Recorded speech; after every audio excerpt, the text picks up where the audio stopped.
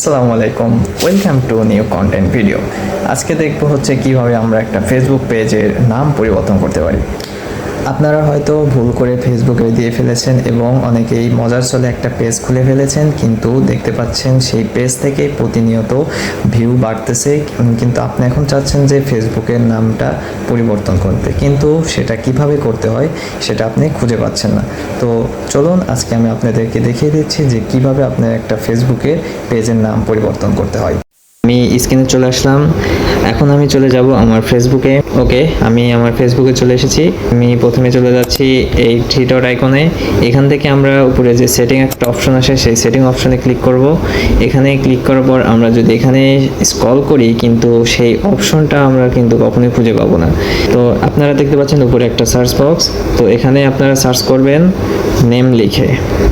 দেখতে পাচ্ছেন উপরে একটা নেম শো করতেছে, তো উপরে নেমের উপরে ক্লিক করবেন এবং এখানে চাইলে এখন আপনাদের মনের ইচ্ছা মতো একটা নাম দিতে পারেন।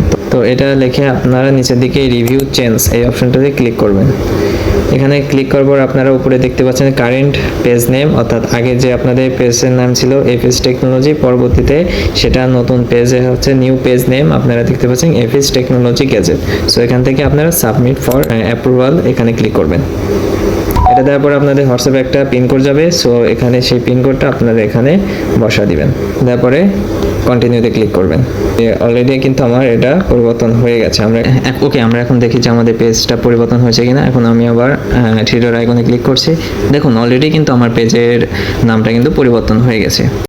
ওকে, আজকের মতো ভিডিওটা এখানেই, এবং এরকম ইন্টারেস্টিং ভিডিও পেতে অবশ্যই আমার পেজে একটা লাইক দিবেন এবং ফলো করবেন এবং কমেন্টে আপনাদের কাঙ্ক্ষিত মতামতটা জানাবেন। So that's all from the video, see you in the next one.